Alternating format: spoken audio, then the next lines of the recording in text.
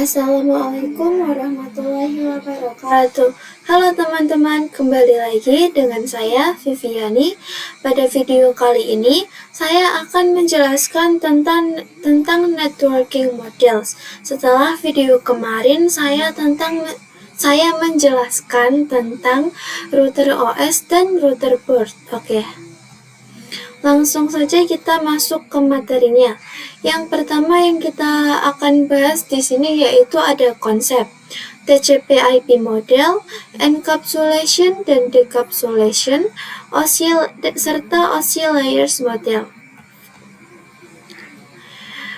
Yang pertama ada konsep jaringan komputer yang mengacu pada perangkat komputasi yang saling terhubung serta dapat bertukar data dan berbagi sumber daya satu sama lain.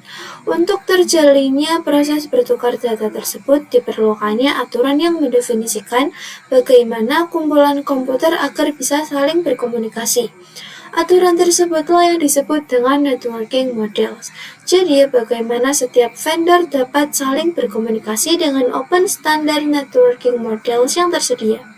Untuk saat ini, open standard networking models itu yang tersedia itu hanya ada dua, yaitu TCP/IP model dan OSI models. Nah, kalian tahu nggak sih kalau ternyata TCP/IP itu lebih sering digunakan daripada OSI models. Kalian mau tahu nggak alasannya kenapa? Nah, karena TCP/IP itu lebih ringkas, lebih praktis, lebih sederhana, dan sudah terimplementasi langsung pada internet. Sementara OSI model bersifat teoritis dan konseptual untuk panduan pembelajaran. Oke, jadi itulah kenapa TCP/IP itu lebih sering digunakan daripada OSI model ya. Kita lanjut.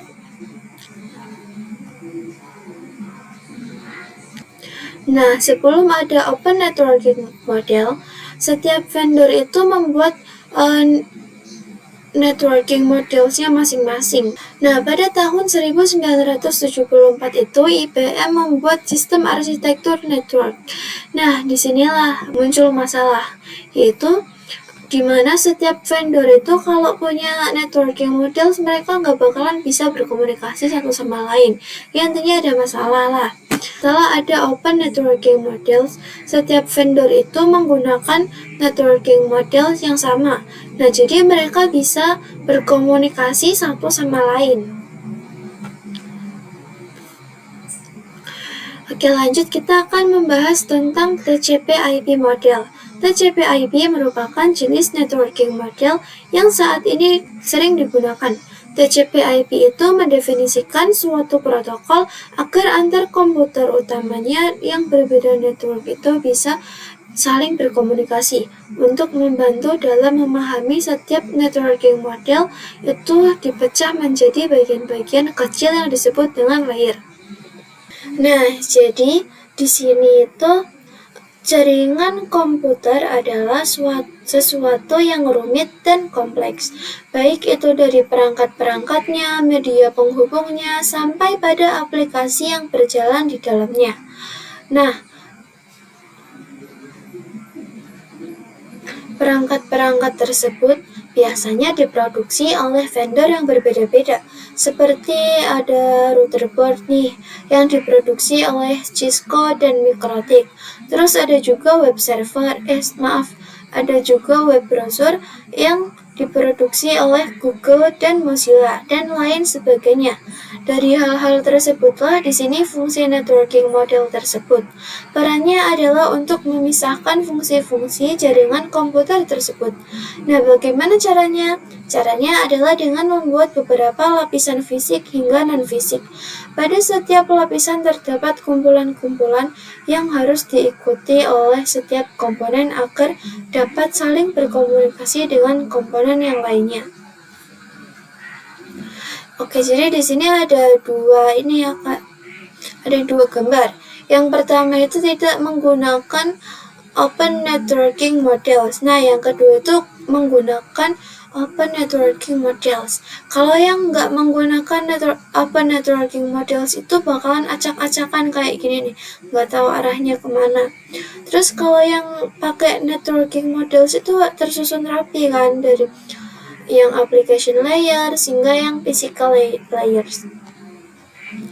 Nah, dari kedua gambar tersebut kita dapat mengambil kesimpulan bahwa yang tidak menggunakan Open Networking Models itu sangat acak-acakan dan tidak terstruktur. Dan pada networking model, setiap fungsi jaringan komputer sudah berjalan sesuai dengan aturannya, bukan hanya vendor. Kita juga sebagai pengguna lebih dimudahkan dalam memahaminya. Oke, kita lanjut ke materinya. Di sini, TCP/IP model itu terdiri dari 4 layers. Namun, penerapan dalam real network TCP/IP model lebih mudah untuk dibagi menjadi 5. Nah, ini yang 4 layers. Yang 4 layers itu ada application layers, transport layers, internet, network access layer, dan ada juga yang 5 layers, yaitu terdiri dari application layers, transport, internet, link, dan physical. Nanti kita akan membahas tentang 5 layers ini. Oke, kita lanjut. Nah, pada layers yang pertama ada application layers. Application layer ini berfungsi sebagai antarmuka dengan aplikasi, mengatur bagaimana aplikasi dapat mengakses jaringan dan kemudian pesan-pesan berskala. Dan kemudian dapat membuat pesan-pesan berskala. Contoh service dari application layer adalah HTTP, POP3, SMTP, IMAP, SSH, dan sebagainya. Nah, kita akan mengambil contoh misalnya nih HTTP. HTTP itu digunakan ketika kita mengakses suatu web server. Nah, misalkan ada seorang klien yang merequest ke web server ini. Terus nanti web servernya bakalan nge-reply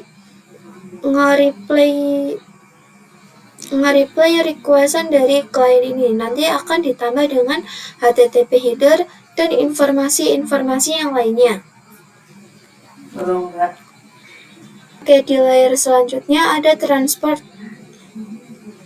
Nah, di layer selanjutnya ada transport layer, yaitu berfungsi untuk menyajikan atau memberikan service ke application layer atau transfer data. Error recovery mechanism adalah mekanisme yang disediakan oleh transport layer, khususnya pada TCP. Terdapat 2 protokol yang sering digunakan, yaitu TCP dan UDP. Nah, jadi kalau di application layers itu kan ada banyak tuh contohnya ya. Tapi kalau di transport layer itu cuma ada 2 protokol, yaitu TCP dan UDP. Kalau kalian mau tahu lebih lanjut, kalian bisa cari di browser ya. Oke, kita lanjut. Nah, ini misalkan kita kasih contoh yang TCP dulu. Kalau yang TCP itu, misalkan si kliennya ini kan request ke web servernya. Nah, nanti si web servernya itu bakalan nge-reply si klien dengan ada tambahan kayak TCP header gitu loh.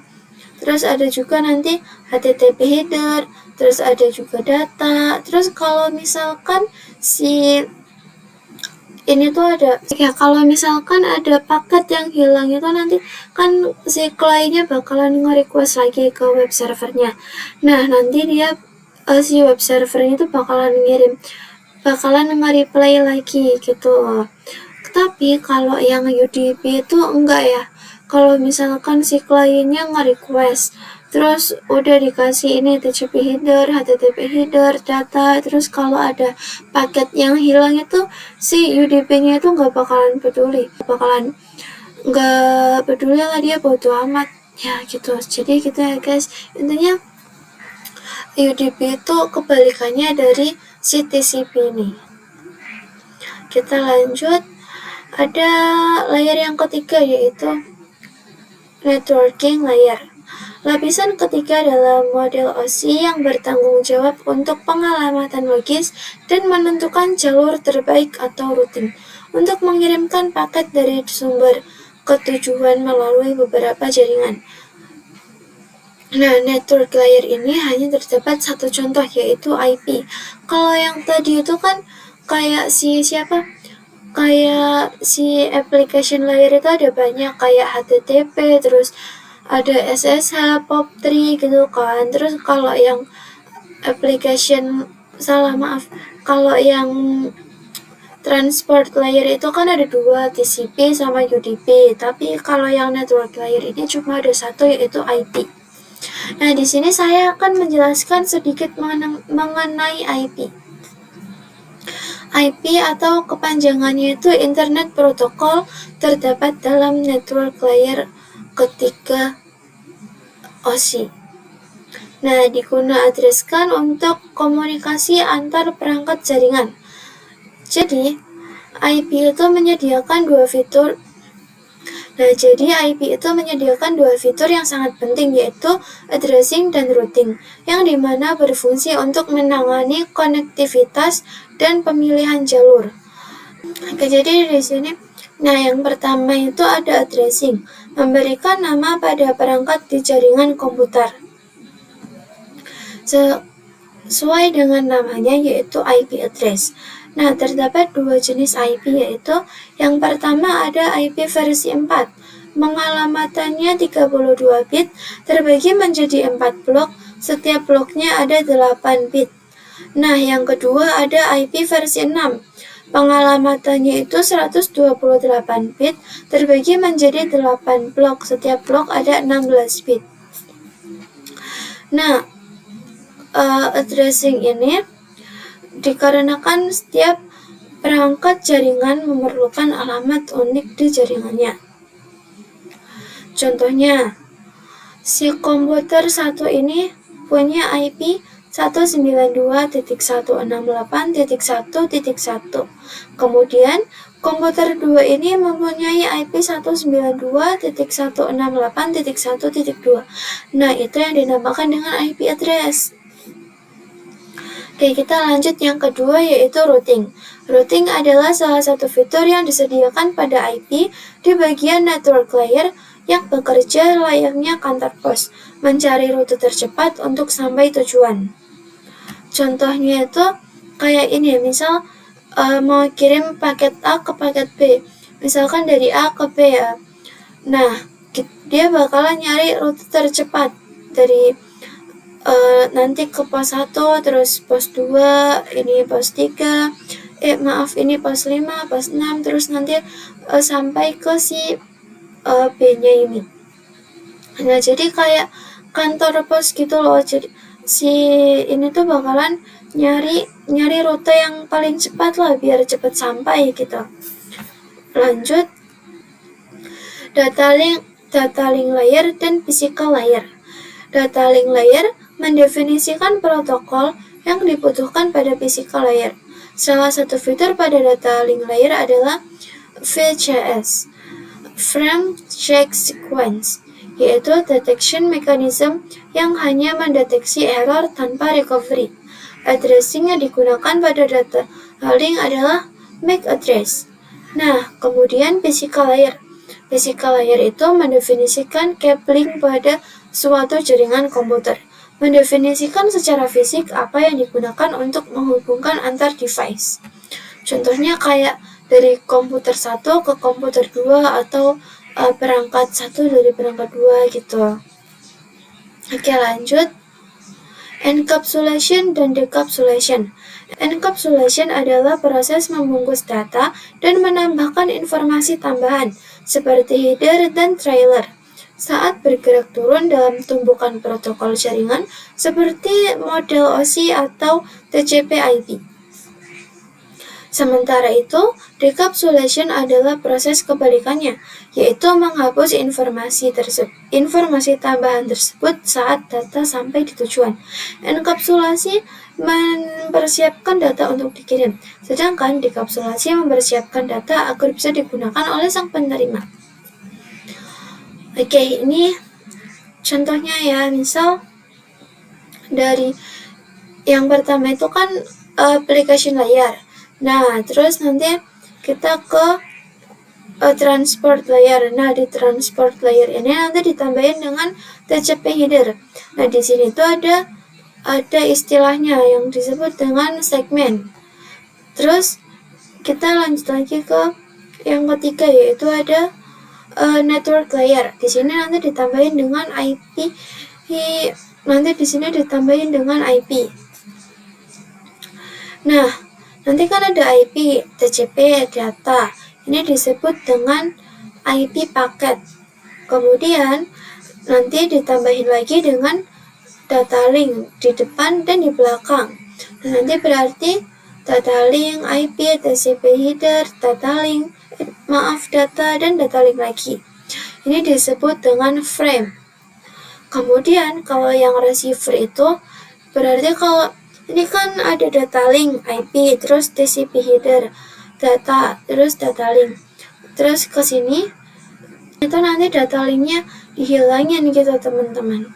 Terus nanti lanjut lagi ke proses selanjutnya, ya nanti IP-nya dihilangin. Terus nanti di proses selanjutnya juga TCP headernya bakalan dihilangin dan jadi sisa datanya doang. Jadi kayak encapsulation itu nambahin informasi, tapi kalau yang decapsulation itu kayak menghapus informasi tambahannya gitu. Kalau kurang jelas, kalian bisa searching di manapun ya, misal kayak di Google atau di mana. Oke, selanjutnya ada OSI model. Model yang sering digunakan saat ini hanyalah TCP/IP, karena untuk dari sisi perkembangan protokolnya atau modelnya, TCP/IP lebih dominan. Maaf, ini seharusnya dominan dibanding OSI layers. Namun, OSI layer biasa dipelajari, ini juga tipe harusnya dipelajari karena mudah dipahami. Sebelum networking model ada, setiap vendor membuat atau memiliki networking model masing-masing. Karena setiap vendor memiliki networking yang berbeda-beda, maka komunikasi antara vendor itu sulit. Jadi usaha untuk membangun suatu jaringan komputer sangat besar. Banyak vendor tadi itu bagaimana upaya agar tetap bisa berkomunikasi dengan baik antar vendor satu dengan vendor lainnya. Oleh karena itu, dibuatlah sebuah model atau sebuah standar atau spesifikasi minimum oleh ISO atau International Organization for Standardization pada tahun 1984, yaitu dengan nama OSI atau Open System Interconnection, atau bisa juga disebut dengan OSI 7 Layers Model. Nah, terdapat 7 lapisan layers pada model OSI. Yang pertama ada application layers, presentation layers, terus session layer, transport layer, network layer, data link layer, physical layer. Lower layer itu berkaitan dengan user interface, data formatting, dan communication sessions. Ini dari layer yang pertama hingga layer yang keempat. Upper layer berkaitan dengan bagaimana data itu mengalir dari layer yang kelima hingga layer yang ketujuh. Jadi ini perbedaan dari TCP/IP dengan OSI model ya. Kalau di TCP/IP ini lebih praktis, tapi kalau yang di OSI models ini lebih ya lengkap gitu. Enggak, maksudnya lebih diperjelas lagi di setiap prosesnya. Jadi setiap prosesnya itu punya nama masing-masing lah gitu menurut saya. Oke guys. Oke, sekian dari saya. Mohon maaf apabila suaranya kurang jelas, terus kalau ada salah kata dan tipe dalam pengetikannya, dan juga apabila ada kesalahan dalam saya memberi informasi, saya mohon maaf. Sampai jumpa di video selanjutnya. Wassalamualaikum warahmatullahi wabarakatuh.